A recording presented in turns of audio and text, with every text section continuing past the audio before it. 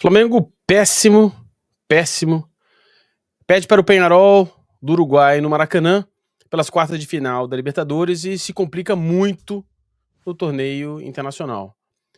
Em algumas lives atrás, nós havíamos dito que o Flamengo estava se tornando um time copeiro. Ele tinha realizado um bom jogo contra o Bahia, deve ter sido depois desse jogo, e contra o Vasco da Gama, o time jogou melhor. O time fez um bom jogo apesar do empate, mas sofreu um gol no final numa falha de decisão de um dos jogadores, mas no geral aquela falta de seriedade no final do jogo, falta de maturidade também, o que é inadmissível para um elenco com essa envergadura.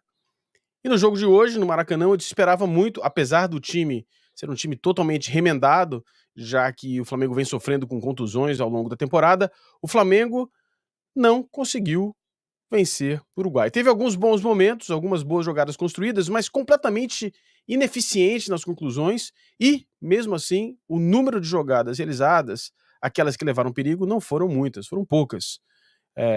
O time muito, muito aquém da expectativa dos seus torcedores. No primeiro tempo, o time ainda conseguiu criar algumas situações mais perigosas, mas já no segundo tempo, foi na base do abafa, um monte de jogadores dentro da área. Teve um determinado momento que havia 8 jogadores do Flamengo dentro da área do Peñarol, lá pelos 36, 37 minutos do segundo tempo, com apenas os 2 zagueiros e um meia do lado de fora da área.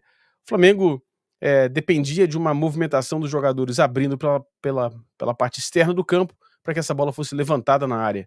Um número absurdo de bolas levantadas, muito poucas bolas levantadas de maneira efetiva, alguns jogadores muito abaixo daquilo do que se esperava, e o Flamengo agora se coloca numa situação muito difícil na Libertadores. Enquanto se discutia, alguns torcedores discutiam de maneira legítima a importância da Libertadores quando comparado ao Campeonato Brasileiro, o que vemos agora é que nem a Libertadores parece que o Flamengo consegue dar a importância necessária. O Flamengo perde para o modesto, fraco time do Peñarol, apesar de ser melhor do que os Peñaróis dos últimos anos. Ainda assim, um time muito limitado, com pouquíssimas jogadas, e venceu numa jogada de contra-ataque, num passe errado do Pulgar.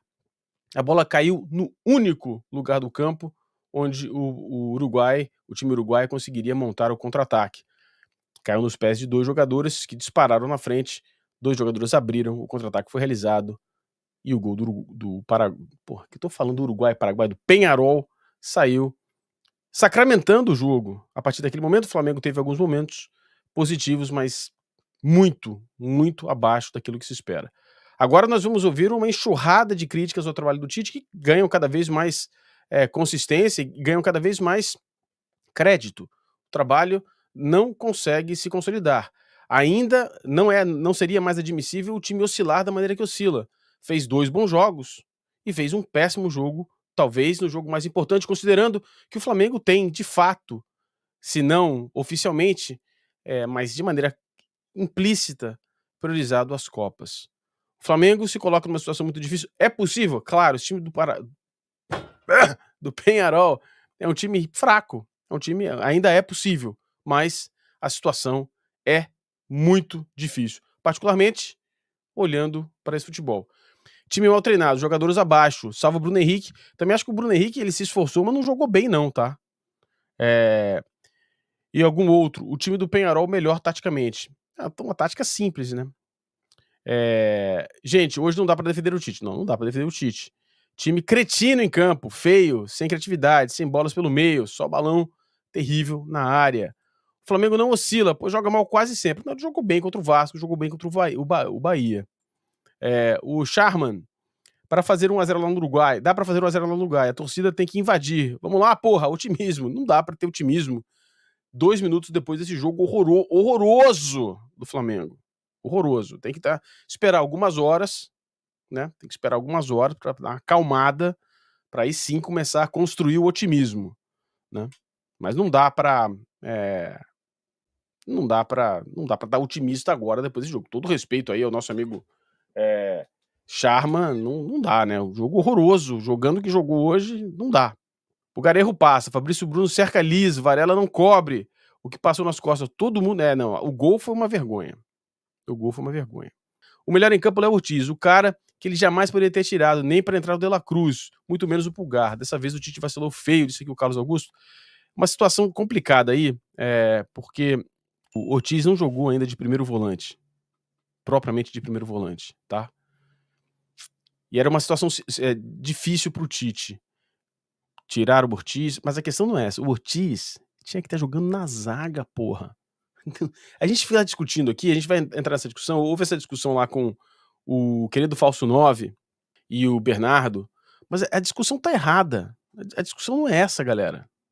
A discussão é outra. Tá? A discussão é o Léo Ortiz tinha que estar jogando de zagueiro, porra.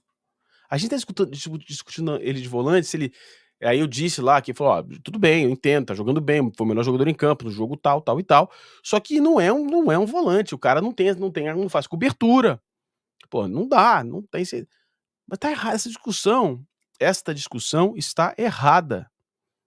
O Léo Ortiz tem que jogar de zagueiro.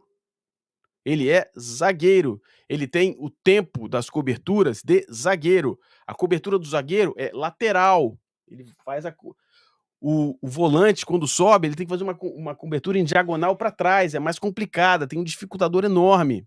Outro detalhe, né? Tem alguns jogadores que jogaram mal e etc. O Pulgar jogou mal. O Bruno Henrique jogou mal, mas eu também não vejo assim, partida péssima. O Fabrício Bruno fez uma partida péssima. O problema hoje não foi que nós tivemos muitos jogadores péssimos. Nós não tivemos nenhum jogador excelente, nenhum jogador se destacando. Hoje o que se viu foi um time inconsistente, desorganizado e incapaz de penetrar uma marcação que nem foi tão difícil quanto eu imaginava. Foi um famoso 4-4-2 defensivo, não teve nada lá, 2 linhas de 4 compactas e acabou. Eu, quando assisto futebol, falando sobre futebol propriamente dito, quando eu olho para um campo, eu tô olhando, prestando atenção no campo, eu observo, tá, as movimentações dos jogadores. No futebol moderno, você tem um jogador que prioritariamente recebe a bola pelo lado esquerdo, pelo lado direito, mas esse jogador flutua. Quando ele corre para o meio, um jogador ocupa o espaço dele. Sempre há essas movimentações. Essas movimentações são movimentações interessantes, são movimentações fundamentais para que esse time seja efetivo, tá? E seja pouco marcável.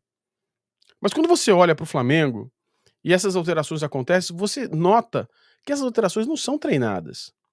Então, você vê que o técnico pede: olha, você ocupa aqui o corredor esquerdo, mas eventualmente você faz uma construção pela direita.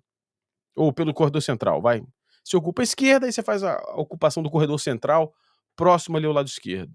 Quando esse jogador faz isso, a única coisa que acontece é o lateral esquerdo ocupar o espaço dele. E daí não funciona, aí não tem benefício. O benefício é ter o lateral esquerdo, é ter o jogador que originalmente estava no corredor central caindo pelo lado esquerdo. Então o lateral pode entrar na diagonal, o lateral pode fazer o overlapping. E o time do Flamengo não tem isso. Hoje não teve isso. No jogo contra o Vasco, teve. Teve um pouco. Hoje não teve. Hoje não teve nada disso.